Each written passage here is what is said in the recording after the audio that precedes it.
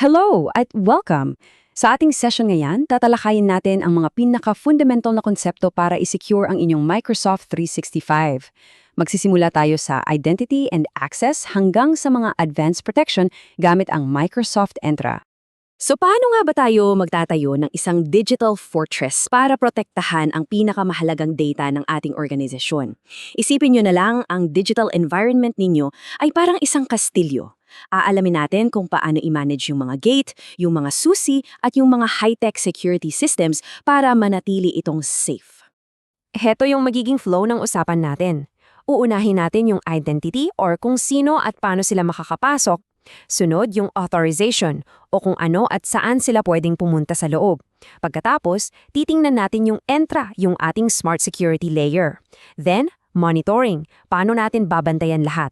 At panghuli yung apps, kung paano natin isa-secure yung mga koneksyon palabas. Okay, let's dive right in sa ating unang section. Ito ay tungkol sa pinaka-front gate ng ating fortress, identity and authentication. Kailangan nating masagot yung dalawang napaka-importanting tanong. Sino ba yung sumusubok pumasok? At paano nila mapapatunayan na sila ngayon? Okay, so para mas simple, isipin natin to. Yung identity, iyan yung tanong na, sino ka? Ito yung digital representation mo. Halimbawa, yung email address mo, di ba? Sa Microsoft Entra ID, pwede itong maging cloud-only, meaning nasa cloud lang talaga, o kaya naman pwedeng hybrid. Pag sinabi nating hybrid, ibig sabihin nakasync yan mula sa sarili ninyong local servers, yung tinatawag nating on-premises Active Directory.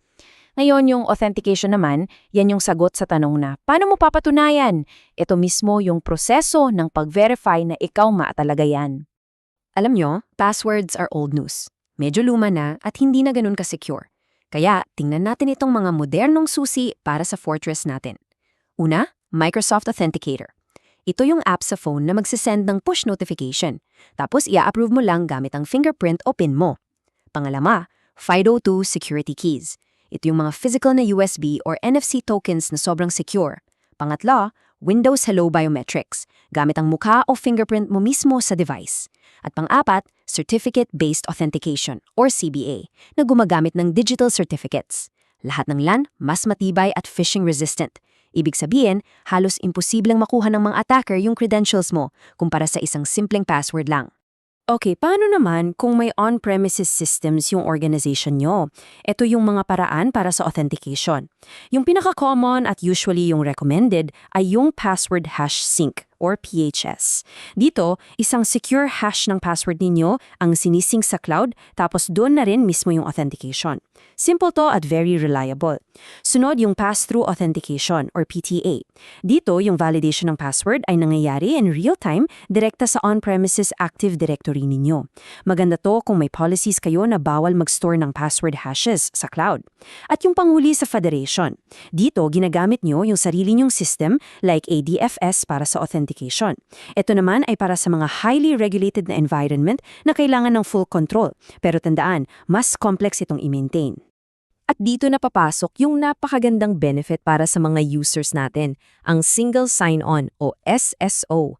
Isipin nyo, once na nakapasok ka na sa Fortress, parang binigyan ka ng isang master key na gagana sa lahat ng kwartong aprobado para sa'yo sa session na yon. Hindi mo na kailangan mag-login ng paulit-ulit sa Outlook, Teams, SharePoint, mas convenient at the same time, mas secure pa. Sige, punta na tayo sa susunod na section. So, okay, authenticated na yung user. Nasa loob na siya ng Fortress. Ang tanong ngayon, anong pwede niyang gawin? Dito pumapasok ang authorization, yung pagbibigay ng tamang-tamang level ng access sa tamang mga resources. So, kung yung authentication ang sumasagot sa tanong na sino ka, ang authorization naman ang nagde-determine kung ano ang pwede mong gawin. Gamit ang Role-Based Access Control or RBAC, nag-a-assign tayo ng mga roles. Halimbawa, global administrator ka ba o isang visitor lang? Para masigurado na yung user, yung permissions lang na kailangan niya para sa trabaho niya, ang meron siya. At yan mismo ang tinatawag nating Principle of Least Privilege, isang napakahalagang konsepto sa security. Ngayon, para mas efficient yung pag-manage ng permissions, gumagamit tayo ng groups. Imbes na isa-isa, by group na lang. Unahin natin ang security group. Purely for assigning permissions lang to at hindi pwedeng tumanggap ng email. Pangalawa, Microsoft 365 Group. Ito naman, for collaboration. So bukod sa permissions, may kasama yung shared mailbox, calendar, at iba pa. Kaya yes, pwedeng makatanggap ng email. Pangatlo, distribution group. Simple lang, para magpadala ng email sa maraming tao, parang email list. Pang-apat, mail-enabled security group. Combo ito. Pwede kang mag-assign ng permissions at pwede ring makatanggap ng email. At panghuli, yung pinaka-powerful, ang dynamic group. Kasi automatic na yung membership niya based sa attributes ng user tulad ng department or location. At para i-manage yung mga groups na yan, may tatlo tayong main tools. Para sa mga pang-araw-araw na tasks, andyan yung Microsoft 365 Admin Center. Para sa mas advanced na setup, tulad ng dynamic groups, sa Microsoft Entra Admin Center ka pupunta. At para sa automation at pagmaramihan yung gagawin mo, PowerShell and Microsoft Graph API ang aasahan mo. Okay, next step, mag-i-install na tayo ng mga high-tech defenses.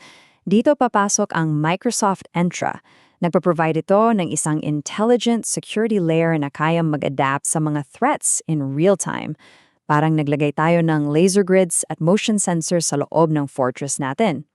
At ang puso ng lahat ng ito ay ang conditional access. Isipin nyo, para siyang isang napakatalinong security guard. Tinitingnan niya yung iba't ibang signals tulad ng risk level ng user, yung health ng device, at yung location niya. Tapos, based sa mga policy na ginawa mo, gagawa siya ng desisyon in real time. Papasukin ba, i-block, o kailangan pa ng extra proof tulad ng MFA? At dito talaga natin makikita kung gaano ka-powerful to. Pwede kang gumawa ng mga very specific na rules. For example, i-require ang MFA pag nasa labas ng office yung user. O kaya, i-block yung access mula sa mga personal o unmanaged na devices. Pwede mo ring i-block ang sign-in mula sa mga high-risk na bansa. Super importante rin na i-block ang mga luma at insecure na legacy authentication protocols. Pwede mo ring i-require na i-accept muna yung terms of use at syempre i-limit yung access para sa mga guest. So, paano mo malalaman kung gaano ka-secure yung fortress mo? Well, binibigyan ka ng Entra ng tinatawag na Identity Secure Score. Isa tong number or a grade para sa security posture mo. At ang maganda dito, hindi lang yan score. Binibigyan ka rin ito ng listahan ng mga recommendations na ka-prioritized pa para mapataas yung score at security mo. Okay, let's talk about your most powerful admin roles. You know, yung mga may hawak ng keys to the kingdom. Dito, hindi pwedeng basta-basta. Dito papasok ang Privileged Identity Management, or PIM. Isipin nyo, para siyang isang high-tech time-locked vault. Ganito yan gumagana. Step 1. Yung user, gagawin muna siyang eligible para sa isang role. Take note, eligible pa lang, wala pa siyang permissions by default. Step 2. Kailangan niyang i-request na i-activate yung role for a limited time at kailangan may justification. Step 3. May approval workflow yan. Kailangan i-approve ng isang manager. Step 4. Pag approved, magkakaroon siya ng elevated access for a specific time long, let's say 4 hours. And step 5, after nun, automatic na marirevoke yung access and the whole thing is logged for auditing. This is a critical control. Okay, so secure na yung fortress, pero secure lang yan kung binabantayan natin. Ang section na to, ito yung ating control room. Titingnan natin kung paano mag-monitor ng activities, mag-troubleshoot ng problema, at mag-investiga pag may alarm. Isang very common scenario, may nag-report na block yung sign-in nila. As an admin, kailangan alam mo kung paano i-investigate to ng mabilis at tama. Ang unang-unang titingnan mo, yung Microsoft Entra sign-in logs. Nandun yung eksaktong dahilan, yung failure reason. Mula doon, titingnan mo, bakit kaya? Baka yung MFA method na ginamit niya hindi compliant sa policy? O baka may conditional access policy na nag-trigger? Pwede mo itest yan gamit ang what-if tool. Baka na-flag din siya as a risky sign-in dahil, for example, impossible travel. O baka naman nasa isang block na location or IP address siya. O di kaya, luma at block na yung app na ginagamit niya to connect. Bukod sa sign-ins, yung audit logs, ito yung parang CCTV recordings mo.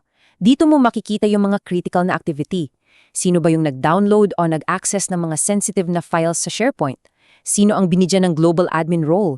Sino ang nagbago ng isang importanteng policy sa Teams or Exchange? In short, kung may nangyari, sa audit logs mo makikita yung buong storya. Napaka-importante nito for investigation and compliance. And for our final section, syempre, ang fortress natin kailangan din kumonekta sa labas at ginagawa niya yan through applications. So, kailangan nating siguruhin na yung mga connection na to ay secure at well-managed.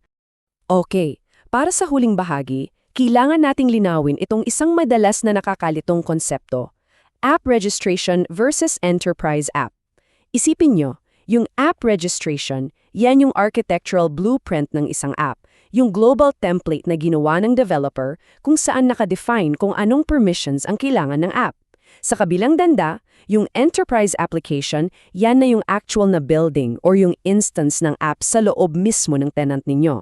Ito yung nabubuo kapag nag-consent yung admin at dito mo na ina-apply yung mga security policies mo tulad ng conditional access.